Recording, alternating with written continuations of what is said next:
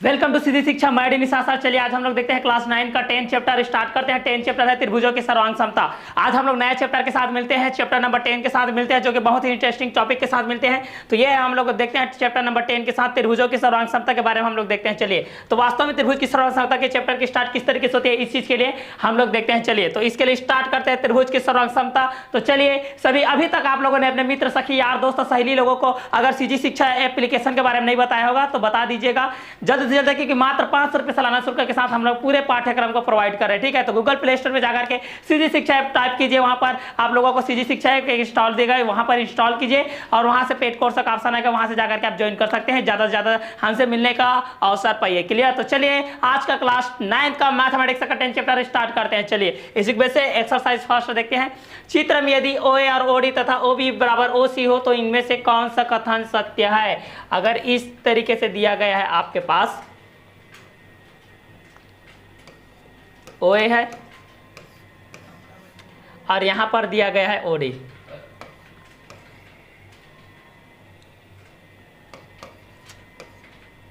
इसके बराबर ये दिया गया है, इसके बराबर ये दिया गया है, तो कौन हो जाएगा? त्रिभुज AOB BOD होगा? ये तो नहीं होगा। COA ये भी नहीं होगा, आपका ये हो जाएगा त्रिभुज AOC सर्वांग सम होगा त्रिभुज DOB के। ये आपका बी वाला आंसर हो जाएगा। ठीक है, चलिए नेक्स्ट क्वेश्चन देखते हैं। नेक्स्ट क्वेश्चन है, दिए गए चित्र में त्रिभुज ABC तथा त्रिभुज PQR को देखिए। त्रिभुज ABC, त्रिभुज ABC, त्रिभुज PQR, दो त्रिभुज दिया गया है यहाँ पर। ठीक है, बोल रहा है कि निम्न में से कौन सा कथन सत्य है? तो त्रिभुज ABC सर्वांग सम होगा त्रिभुज QPR के। बिल्कुल होगा भाई, सेकंड नंबर का आ जाएगा ये। त्रिभुज ABC सर्वांग सम होगा त्रिभुज PQR के। ये सेकंड नंबर आप लोगों का आंसर हो जाएगा। चलिए नेक्स्ट क्वेश्चन की तरफ मूव करते हैं। निम्नलिखित में कौन सी सर्वांग समता की कसौटी नहीं है? तो भुजा भुजा भुजा भुजा कोण भुजा, ये दोनों कसौटी है भाई, लेकिन ये तीसरा वाला कोण कोण कोण ये कसौटी नहीं है। तो थर्ड आपका आंसर हो जाएगा। चलिए आगे नेक्स्ट क्वेश्चन की तरफ मूवमेंट करते हैं। दो त्रिभुजों के सर्वांग सम होने के लिए दो संगत कोणों के समान होने के अतिरिक्त कम से कम संगत अवयवों का समान होना आवश्यक। कोई संगत भुजा बराबर ना हो, कम से कम एक संगत भुजा बराबर हो। क्वेश्चन नंबर 2 का बेस पे ये आंसर राइट होगा। ये तो होगा ही नहीं, ये दोनों तो होगा ही नहीं। चलिए question number 4 clear. Next question की तरफ आगे बढ़ते हैं। क्वेश्चन नंबर 5, कोण B बराबर कोण C तथा BD और CD क्रमशः समद्विभाजक है तो AB अनुपात कितना हो जाएगा? जी बिल्कुल 1:1 ही होगा। ये तो दोनों बिल्कुल होगा ही नहीं। क्वेश्चन नंबर 5 क्लियर है। चलिए नेक्स्ट क्वेश्चन की तरफ आगे बढ़ते हैं। क्वेश्चन नंबर 6, निम्न त्रिभुजों के युग्मों को देखकर बताइए कि प्रत्येक चित्र में कौन सी सर्वांग समता की कसौटी लागू होती है। यहां पर देखिए दो एंगल है, यहां पर दो एंगल, एक भुजा है ये आप लोगों का। तो ये पहला वाला का जो आंसर आएगा ये हो जाएगा side angle side.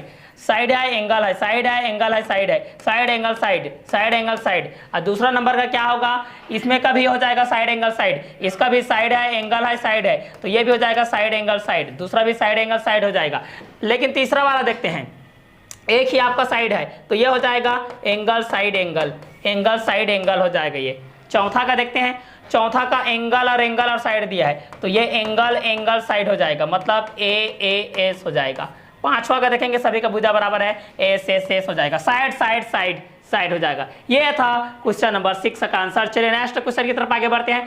Question number 7, यदि त्रिभुज ABC सर्वांग सम है त्रिभुज PQR के AC बराबर 3x + 2 PR इक्वल टू इतना है तो BC और QR का मान ज्ञात कीजिए। हमारे पास दिया है, देखिए भाई दिया है AC इक्वल टू दिया है 3x + 2 और PR इक्वल टू दिया है 6x - 13। चूंकि AC बराबर दिया गया है PR, चूंकि त्रिभुज ABC सर्वांग सम है त्रिभुज PQR के, इसलिए इसकी सभी भुजाएं क्या होगी? आपस में बराबर होगी। तो यहाँ पर हो जाएगा 3x + 2 इक्वल टू 6x - 13। तो यहाँ पर हो जाएगा इस चीज़ के लिए 3x - 6x इक्वल टू -13 - 2, ये हो जाएगा -3x इक्वल टू -15। दोनों साइड से माइनस कटेगा, x का वैल्यू आ जाएगा 15/3 इक्वल टू 5। x का वैल्यू कितना आ गया? 5। तो यहाँ पर 5x है तो BC का वैल्यू कितना आ जाएगा? 5x, तो कितना हो जाएगा? 5 × 5 इक्वल टू हो जाएगा 25। ये रहेगा आपका आंसर। ये था क्वेश्चन नंबर 7 के बीच का आंसर। आगे का क्वेश्चन को देखते हैं। क्वेश्चन नंबर 8 के बेस पे, चित्र में दिए गए बिंदुओं की सहायता से कथनों के कारण सही समझाते हुए AB के बीच की दूरी ज्ञात कीजिए। क्योंकि त्रिभुज A ये आपका O है, AOB सर्वांग सम होगा त्रिभुज COD के, मतलब AO बराबर क्या है? OD है, समीकरण नंबर 1। दूसरा OB बराबर क्या हो जाएगा? OC। ठीक है, समीकरण नंबर 2। इसलिए ए बी बराबर क्या हो जाएगा आपका सी डी, और सी डी की लंबाई कितना दिया है, देखो सी डी की लंबाई दिया है 160 मीटर, इसलिए ये आंसर हो जाएगा 160 मीटर। ये रहेगा आपका आंसर। त्रिभुज ए बी सी सर्वांग सम है त्रिभुज सी ओ डी के, इस कारण से ए बी ओ सर्वांग सम होगा सी ओ डी के, और जितने भी सर्वांग सम रहते हैं उसके सभी भुजाएं सभी एंगल क्या होते हैं, आपस में बराबर होते हैं। तो इसमें आंसर आ गया ए बी के बीच की दूरी कितना आ गया, 160 मीटर। आगे क्वेश्चन देखते हैं, क्वेश्चन नंबर 9। दो टीमों को दौड़ने के लिए विशेष व्यवस्था की गई, जिसमें एक टीम ए से बी तक तथा बी से सी तक दौड़ती है तथा ए पर वापस आती है, इसी प्रकार टीम से करती है, तो दोनों के बीच में बताइए। तो चलिए पहला देखते हैं, त्रिभुज ए बी सी में देखते हैं। त्रिभुज ए बी सी में हम लोग देखते हैं ए पर क्या है, समकोण है, तो ए पहुंचता है बी के पास, तो A B plus B C plus C A हो जाएगा ये, ठीक है। दूसरा कोण डी के लिए देखते हैं, त्रिभुज सी डी बी में देखते हैं, कोण डी के लिए देखते हैं, तो फिर से ये पहुंचता है B C plus C D plus D B में, ये समीकरण 1 हो जाएगा, ये समीकरण 2 हो जाएगा। समीकरण 1 और 2 के बेस है, समीकरण 1 व 2 से, समीकरण 1 व 2 से ये हो जाएगा angle A equal to angle D, मतलब ये है 90 डिग्री, ये भी है आपका 90 डिग्री। तो दोनों टीमों द्वारा तय की गई दूरी क्या हो जाएगी, समान हो जाएगी, ये रहेगा आपका आंसर। दोनों टीमों द्वारा तय की गई दूरी समान होगी, क्योंकि यहाँ पर भी राइट एंगल बन रहा है, यहाँ पर भी राइट एंगल बन रहा है, इसे दोनों की द्वारा तय की गई दूरी आपस में क्या होगी, समान होगी। इसको शॉर्ट में आप लोग इस तरीके से लिख सकते हैं। क्वेश्चन नंबर 10 के लिए देखते हैं, एल और एम दो समांतर रेखाएं जिन्हें समांतर रेखा पी और क्यू का एक अन्य युग्म प्रतिच्छेद करता, दर्शाइए कि त्रिभुज ए B C C D A, इसे फ्लो चार्ट के माध्यम से दर्शाइए। तो पहला देखते हैं हम लोग ए बी सी में देखते हैं, त्रिभुज ए बी सी में, त्रिभुज ए बी सी में, और दूसरा हम लोग देखते हैं त्रिभुज ए बी सी हो गया, और त्रिभुज ए सी डी में देखते हैं, ए सी डी में, त्रिभुज ए सी डी में, दोनों में देखते हैं। तो त्रिभुज ए बी सी सर्वांग सम होगा त्रिभुज ए ओ ए सी डी ए के, तो यहाँ पर हो जाएगा, ये दोनों के बीच में हो जाएगा, तो त्रिभुज ए बी सी सर्वांग सम होगा त्रिभुज सी डी ए के, सी डी ए के। क्यों जान रहे हो, क्योंकि यहाँ पर ए बी इक्वल टू हो जाएगा आप लोगों का डी सी, और बी सी इक्वल टू हो जाएगा आप लोगों का ए डी, ये हो जाएगा, ठीक है। इस कारण से ये फ्लो चार्ट के माध्यम से दोनों बराबर हो जाएंगे, क्लियर। तो यहाँ पर ये दोनों आप लोगों के एल के बेस पे है, ये आपके एम के बेस पे है, ठीक है। तो दोनों को फ्लो चार्ट के माध्यम से इस तरीके से आप लोग इस चीज़ को दर्शा सकते हैं। तो एल और एम दो समांतर रेखा जिन्हें समांतर रेखा पी और क्यू के रूप में अन्य रूप में प्रतिच्छेद करता है, दर्शाई के त्रिभुज ए बी सी सर्वांग सम होगा त्रिभुज सी डी ए के, इस तरीके से आप लोग कर सकते हैं। चलिए नेक्स्ट क्वेश्चन देखते हैं, क्वेश्चन नंबर 11। चित्र में ए सी बराबर ए ई है तथा ए बी बराबर ए डी और बी ए डी बराबर ए सी है, तो दर्शाई के बी सी बराबर डी ई। जी बिल्कुल होगा, सॉल्व करते हैं। हमारे पास दिया है ए सी बराबर ए ई, और दूसरा दिया है ए बी बराबर ए डी, ठीक है, और दिया है बी ए डी, कोण बी ए डी बराबर कोण ई ए सी, ये हो जाएगा समीकरण नंबर 1। तो सिद्ध करना है हमको, सिद्ध करना है कि बी सी बराबर डी ई, ठीक है। तो बी सी बराबर सिद्ध करना है डी ई, बी सी बराबर डी ई सिद्ध करना है। तो त्रिभुज लेते हैं हम लोग अब ए बी सी में, त्रिभुज ए बी सी में ए बी बराबर ए बी, त्रिभुज ए बी सी और त्रिभुज डी सी ई में लेते हैं, ए बी बराबर ई सी हो जाएगा, ए बी बराबर ई सी हो जाएगा, और ए डी बराबर हो जाएगा डी ई, इसलिए यहाँ पर बी सी बराबर क्या हो जाएगा आप लोगों का डी ई, ठीक है। तो यहाँ पर किसके बेस में हो जाएगा, एंगल साइड एंगल के बेस पे हो जाएगा, सर्वांग समता से, सर्वांग समता से ये आप लोगों का सिद्ध हो जाएगा, ठीक है। तो ये था क्वेश्चन नंबर 11 के बेस पे। चलिए नेक्स्ट आगे बढ़ते हैं हम लोग आगे नेक्स्ट एक्सरसाइज की तरफ। नेक्स्ट एक्सरसाइज हमारे पास एक्सरसाइज 10.2।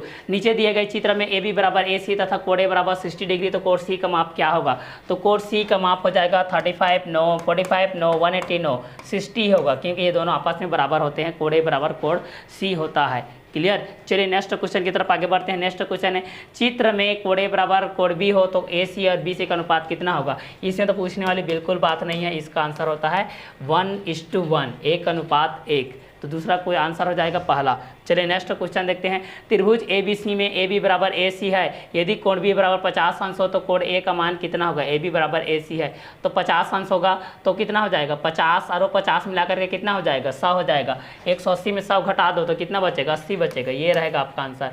देखो कोण बी आपका 50 है तो कोण सी भी आपका 50 हो जाएगा, तो कोण ए कितना हो जाएगा? 180 माइनस 100 बराबर कितना होगा? 80 होगा। इसलिए आंसर हो जाएगा आप लोगों का 4th नंबर। चलिए नेक्स्ट क्वेश्चन देखते हैं। त्रिभुज ए बी सी में यदि कोण सी बराबर कोण ए है तथा ए बी बराबर 4 सेंटीमीटर है तो बी सी बराबर कितना होगा? चूंकि कोण सी बराबर कोण ए है, एंगल बराबर है तो भुजा भी बराबर होगा। ए सी बराबर क्या हो जाएगा आप लोगों का? ए बी के बराबर हो जाएगा, मतलब इसका भी आंसर आ जाएगा आपका 4 सेंटीमीटर। ये तो होगा ही नहीं। क्लियर? तो यह था ये क्वेश्चन नंबर 4 का आंसर। चलिए नेक्स्ट क्वेश्चन देखते हैं। Question number 5। दिए गए चित्र में कोण बी बराबर 55 अंश है, यदि D B C A B बराबर ए सी है तो बी ए डी का मान कितना होगा? 55 अंश है तो 55 और ये कितना हो जाएगा? दोनों कोण बी के बेस पे है तो कोण बी इक्वल टू हो जाएगा राइट एंगल हो जाएगा, ये 90 डिग्री हो जाएगा। तो 90 डिग्री में से 55 दिया गया है तो कितना हो जाएगा? ये 5 हो जाएगा। ये हो जाएगा 35 एंगल। ये रहेगा आपका आंसर। ये तो बिल्कुल ही नहीं होगा। ठीक है, ये था क्वेश्चन नंबर 5 के बेस पे आंसर। नेक्स्ट देखते हैं। दिए गए सब षटभुज के लिए एक का मान ज्ञात कीजिए। तो दिए गए सब, इसको सॉल्व करते हैं हम लोग। दिए गए सम षटभुज के लिए, दिए गए सम षटभुज के लिए, दिए गए सम षटभुज के लिए 6 होता है इसका मान, तो कितना होता है? कुल 180 अंश होता है। 180 अंश में 6 भुजा हैं 20-20 के बेस पे, तो कितना हो जाएगा? 20, 40, 60, 80, 120, ये हो जाएगा 120। तो यहाँ पर आ जाएगा 60 डिग्री। तो x का मान कितना आ जाएगा? 60 डिग्री। ये रहेगा आपका आंसर। ठीक है, तो दिए गए सम षटभुज के लिए x का मान कितना हो जाएगा? x इक्वल टू हो जाएगा 60 डिग्री। चलिए नेक्स्ट देखते हैं क्वेश्चन नंबर 7। एक समद्विबाहु त्रिभुज ए बी सी में ए बी बराबर बी सी तथा आधार ए सी तथा कोण ए बराबर 2x + 8, कोण बी बराबर इतना है, तो x का मान ज्ञात कीजिए। दर्शाई कि यह त्रिभुज न्यून कोण त्रिभुज है कि समकोण त्रिभुज है कि अधिक कोण त्रिभुज है। तो इसको हम लोग चलिए सॉल्व करते हैं।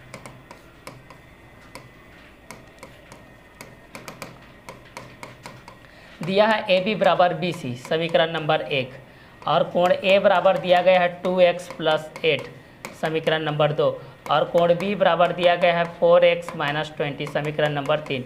समीकरण 2 व 3 से, समीकरण 2 व 3 से हम लोग सॉल्व करते हैं तो कितना हो जाएगा? 2x + 8 इक्वल टू हो जाएगा 4x - 20। चलिए अब आगे यहाँ पर सॉल्व करते हैं तो 2x - 4x इक्वल टू हो जाएगा -20 - 8, तो ये हो जाएगा -2x इक्वल टू हो जाएगा -28, माइनस माइनस कटेगा, x का वैल्यू आ जाएगा 28/2, 2 1 जा 2 4 जा, x का वैल्यू कितना आ गया? 14 डिग्री। x का वैल्यू 14 डिग्री आ गया। तो कोण ए का वैल्यू कितना होगा? 2x + 8 है, तो ये हो जाएगा 2 × 14 धन 8, 14 दूनी 28, 28 और 8 कितना होगा? 36, न्यून कोण है। सी के लिए, बी के लिए देखते हैं, बी कितना होता है? 4x - 20, तो ये हो जाएगा 4 × 14, 14 दूनी 28, 14 42, 14 चौक 56, 56 में आप 20 घटा दो भाई, तो ये हो जाएगा 36। ये भी न्यून कोण है आप लोगों का। तो ये था क्वेश्चन नंबर 7। चलिए नेक्स्ट क्वेश्चन देखते हैं, क्वेश्चन नंबर 8। चित्र में दिया है ए बी समांतर है ई डी और सी ए समांतर है एफ डी तथा बी सी सर्वांग सम है ई एफ, तो सिद्ध कीजिए त्रिभुज ए बी सी सर्वांग सम है त्रिभुज डी ई एफ के। चलिए सॉल्व करते हैं। दिया है ए बी समांतर है ई डी, दिया है ए बी समांतर है ई डी, दिया है हमारे पास सर्वप्रथम ए बी समांतर है ए डी, और दूसरा दिया है सी ए समांतर है एफ डी, समीकरण नंबर 2, और तीसरा दिया है कि बी सी सर्वांग सम है त्रिभुज ई एफ के, समीकरण नंबर 3। तो देखिए तीनों है तो समीकरण 1, 2 व 3 से ए बी, ठीक है, तो यहाँ पर कितना हो जाएगा? ए बी बराबर हो जाएगा ई डी, ये हो जाएगा समीकरण नंबर 4, और सी ए बराबर हो जाएगा एफ डी, ये हो जाएगा समीकरण नंबर 5। ठीक है, तो भुजा नियम से त्रिभुज ए बी सी सर्वांग सम होगा त्रिभुज डी ई एफ के। ठीक है, किस बेस से? तो भुजा बेस से, भुजा सर्वांग समता से, सर्वांग समता से बिल्कुल होगा, क्योंकि यहाँ पर हमारे पास दिया गया है, देखिए ए बी और सी इस तरीके से दिया है। देखिए ये आपका ए है, ये आपका सी है, ये आपका बी है, और दूसरा दिया गया है इस तरीके से दिया गया है, ये आपका डी दिया गया है, ये आपका ई दिया गया है, ये आपका एफ दिया गया है। इसके बराबर ये होगा, इसके बराबर ये होगा और इसके बराबर होगा आपका ये, इसलिए क्या हो जाएगा आपस में त्रिभुज दोनों में बराबर हो जाएंगे। चलिए नेक्स्ट क्वेश्चन देखते हैं। Question number 9, A B C D एक त्रिभुज है जिसमें ए डी बराबर बी सी है और डी ए बी बराबर सी बी ए है। तो सिद्ध कीजिए कि त्रिभुज ए बी डी सर्वांग सम है त्रिभुज बी ए सी के, और बी डी बराबर ए सी और त्रिभुज ए बी डी बराबर है बी ए सी। तो चलिए क्वेश्चन नंबर 9 को भी हम लोग सॉल्व करते हैं। क्वेश्चन नंबर 9 तो यहाँ पर दिया है हमारे पास, चलिए देखते हैं। दिया है ए डी बराबर हमारे पास दिया गया है बी सी और दूसरा दिया गया है angle D A B equal to दिया गया है सी बी ए। इसको मान लेते हैं समीकरण नंबर 1 और हमको सिद्ध करना है। देखिए तो त्रिभुज ए बी सी में देखते हैं, त्रिभुज ए बी सी व त्रिभुज बी डी सी में यहाँ पर बना लेते हैं भाई। ये आपका ए है, ये आपका बी है, ये आपका सी है। एक और त्रिभुज बना लेते हैं इस तरीके से, ये आपका सी है, ये आपका डी है, ये आपका बी है। तो बी सी बराबर बी सी हो जाएगा, ए सी बराबर बी डी हो जाएगा और डी सी बराबर कितना हो जाएगा आपका ए बी हो जाएगा। ठीक है, तो यहाँ पर बी सी बराबर बी सी हो जाएगा, उभयनिष्ठ भुजा और ए बी बराबर क्या हो जाएगा डी सी हो जाएगा और ए सी बराबर क्या हो जाएगा डी बी हो जाएगा। ठीक है, इसलिए त्रिभुज ए बी डी सर्वांग सम है त्रिभुज बी ए सी के, ये सर्वांग सम होगा। दूसरा चूँकि सर्वांग सम है इसलिए बी डी बराबर क्या हो जाएगा बी और डी, बी डी बराबर क्या हो जाएगा ए सी। यहाँ से देखिए बी डी बराबर क्या हो जाएगा ए सी। ठीक है, चूँकि त्रिभुज ए बी डी सर्वांग सम है त्रिभुज बी ए सी की।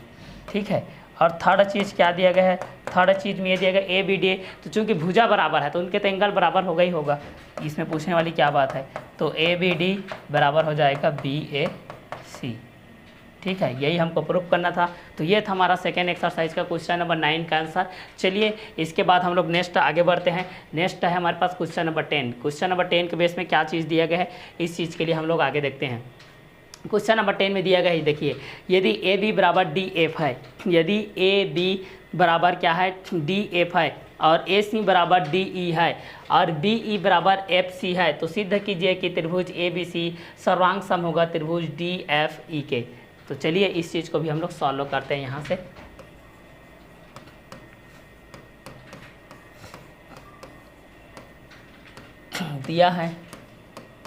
दिया है ए बी बराबर डी एफ, ए सी बराबर डी ई, समीकरण नंबर 1, समीकरण नंबर 2 और बी ई बराबर दिया है एफ सी, समीकरण नंबर 3। ठीक है, अब हमको सिद्ध करना है त्रिभुज ए बी सी। तो चलिए त्रिभुज ए बी सी में देखते हैं, त्रिभुज ए बी सी में देखते हैं। इस तरीके से बी है, ये सी है, ये ए है और डी ई एफ में देखते हैं। इस तरीके से है, ये डी है, ये आपका ई है, ये आपका एफ है। तो ए बी बराबर ये हो जाएगा और बी सी बराबर ये हो जाएगा और ए सी बराबर ये हो जाएगा। ठीक है, तो ए बी बराबर हो जाएगा डी ई और बी सी बराबर हो जाएगा ई एफ और ए सी बराबर क्या हो जाएगा आप लोगों का डी एफ। इसलिए त्रिभुज ए बी सी सर्वांग सम होगा त्रिभुज डी एफ ई के। ठीक है, किस बेस पे साइड एंगल साइड के साइड के बेस पे सर्वांग समता प्रमेय से, क्योंकि सभी भुजाएं आपस में क्या है यहाँ पर बराबर हैं। ए एंगल को बोलते हैं, एस साइड को बोलते हैं, फिर ए एंगल को साइड, ये side angle side side angle side, इस तरीके से होता है एंगल साइड। ठीक है, तो ये था क्वेश्चन नंबर 10 के बेस पे आप लोगों का इस एक्सरसाइज का क्वेश्चन। चलिए नेक्स्ट एक्सरसाइज की तरफ बढ़ते हैं हम लोग। ये इस चैप्टर का लास्ट एक्सरसाइज है 10.3। चलिए इसके बेस पे हम लोग इस चीज़ को देखते हैं। तो लास्ट एक्सरसाइज को हम लोग यहाँ पर देखते हैं 10.3 के बेस। चलो जैसा कि हम लोग देख रहे थे एक्सरसाइज 10.3 के बेस पे, यहाँ पर एंगल के बेस पे यहाँ पर चित्र में दिया गया है code B is less than code A है। यहाँ पर दिया गया है, हमारे पास सॉल्व में करके देखते हैं। Angle B is less than angle A है समीकरण नंबर 1, और angle C is less than है एंगल डी समीकरण नंबर 2। तो दर्शाना है एंगल ए डी है। तो चलिए यहाँ पर हम लोग देखते हैं त्रिभुज ए ओ बी में, त्रिभुज ए ओ बी में इस तरीके से है, ये ए है, ये ओ है, ये बी है। और त्रिभुज हम लोग देखते हैं सी ओ डी में, सी ओ डी में हम लोग देखते हैं इस तरीके से, ये सी है, ये आपका ओ है, ये आपका डी है। ठीक है, तो यहाँ पर देखिए ए ओ बराबर ये हो जाएगा, इसके बराबर ये होगा, और इसके बराबर क्या हो जाएगा, ये हो जाएगा। ठीक है, तो यहाँ पर लिख सकते हैं ए ओ बराबर क्या हो जाएगा, ओ डी हो जाएगा, और यहाँ पर हो जाएगा ओ सी बराबर क्या हो जाएगा, ए बी हो जाएगा, और बी ओ बराबर क्या हो जाएगा, सी डी। ठीक है, इसलिए यहाँ पर ये त्रिभुज आपका बड़ा होगा, इसलिए ए डी भुजा आपका लेस देन होगा बी सी के बेस पे। क्लियर। चलिए, ये था हमारा क्वेश्चन नंबर फर्स्ट के बेस पे। चलिए एक और देखते हैं क्वेश्चन नंबर सेकंड। दिए गए चित्र में यदि x is greater than y हो तो सिद्ध कीजिए कि mp is greater than np। इस क्वेश्चन को सॉल्व करते हैं। हमारे पास दिया है x is greater than y, समीकरण नंबर 1 मान लेते हैं।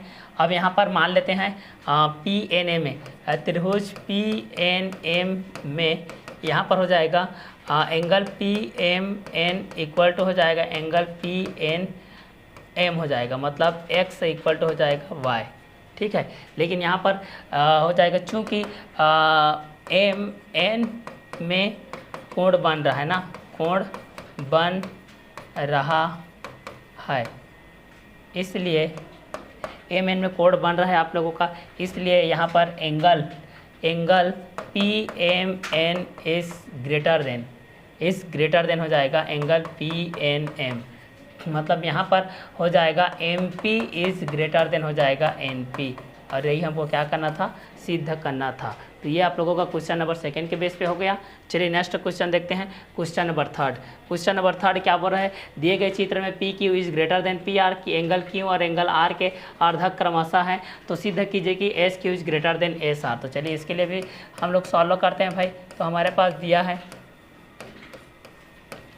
PQ is greater than PR, equation number first, और दूसरा अर्धक है बोल रहा है ना, कोण Q और कोण R के अर्धक आपका QS व RS है, तब त्रिभुज PQR में कितना हो जाएगा, ये हो जाएगा 1/2 के बेस पे आ जाएगा, एंगल QSR आ जाएगा। ठीक है, आयस आ जाएगा, इसलिए यहाँ पर हो जाएगा एंगल PQR, और यहाँ पर एंगल अर्धक के बेस पे है SQR, तो ये इसके बराबर होगा, ये आपका इसके बराबर होगा, ये आपका इसके बराबर होगा। तो कितना हो जाएगा, PQ equal to SQ, QR equal to QR उभयनिष्ठ भुजा, और PR इक्वल टू SR।